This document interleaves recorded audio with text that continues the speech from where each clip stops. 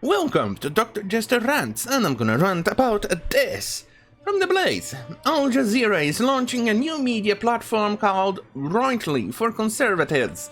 That's interesting. They want to capitalize the growing massive demand for right-wing news. Well, though I wouldn't call it right-wing. I do not care if it's left or right. All I care is factual information, for fuck's sake. Why is that so goddamn fucking hard to understand? But even more so, this is going to be interesting because we all know Al Jazeera is a peddler of fake news, especially because it peddles narrative of that forgives or even supports the Qatari government and Islam. They are notorious on that front. So what you have to do is not consume their product. Obviously, that will be interesting when they launch the website. I'm gonna see what type of content they are. Maybe it's as hilarious as CNN. Who knows?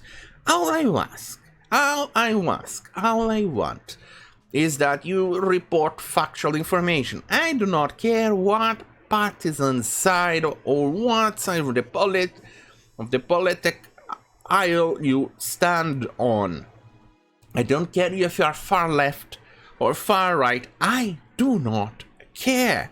All I care is, and I will always want, is factual information. Why is that so hard to understand, you imbeciles? Anyway, let's go and read the news. Television news channel Al Jazeera announced that they would be launching a new media platform for conservatives called Rightly. Kind of reminds me of Ruptly from RT. The digital platform will air its first show on Thursday, called Right Now with Stephen Kent, an opinion news program. Rightly's editor-in-chief is a longtime journalist and blogger for Fox News, Scott Norvell, as first reported by Politico. Politico, you could be a good source of information if you weren't so goddamn fucking biased to the left. Kent described his show in an email to NPR as not being simply another forum for the fight between Republicans and Democrats. This show is a forum about the fight within the right over its commitment to liberalism, the ethic of accommodation and openness.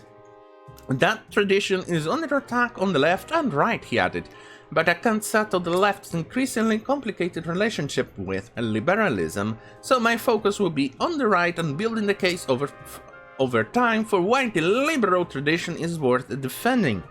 I'm all about free speech. Michael Weaver, Senior Vice President of Business. Al Jazeera is excited to expand its digital footprint. Well, they just want the money because only the right-wing news sources seems to be growing. Newsmax, and in fact even Fox.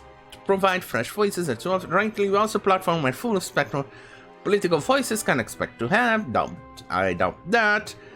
Well, anyway, we all know Al Jazeera is a goddamn filthy scum of a news media organization, because they say one thing, they say another thing in their country, and when you go on and say, go for the Arabic version, it's gonna say something completely different. But not only is it true, AJ Plus, it's for the millennial. It's a Buzzfeed for Antisemites because the Qatari government absolutely hates Israel, despite I think it was a peace deal accord. Anyway, it's an absolute mess of a website. Oh, hey, focus. There you go, thank you. Anyway, here is a meme of AG Plus, of what basically their news boils down to. It's a meme, but it's still a factual meme. Al Jazeera Plus, or AJ Plus, Black Lives Matter. Al Jazeera English, what we do to blacks in our country is our business. They are notorious people who employ slave labor to build their stuff. Al Jazeera Arabic, black slaves for sale. That's what they say, and it's notorious in the country. But it's even more notorious for Pakistani and and Indians. They go on and hire the people, and then go on and confiscate their passports. So that means the people cannot leave their country. And then they shove them inside of those containers, yes, literal containers, for them to sleep on in the middle of desert sun, with temperatures reaching over 100 freedom units, or over 40 in the surrender units. And and they get there, quite a few die, and they are mistreated and other things like that, and sometimes even not even paid, or if paid, just if they get paid, most of their wages will go on into those accommodations. So they are notorious for slave. Well, then again, most Islamic countries still use slaves, despite having laws against it, the last one being in the 60s, or was it 80s, that they enacted anti-slavery laws. But they do not enforce those laws, so...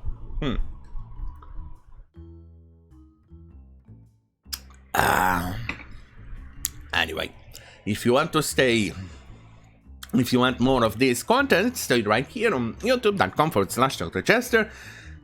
If you want more spicy content where I do not censor myself, head to minds.com/Dr. Jester. Albeit I'm still trying on Rumble again.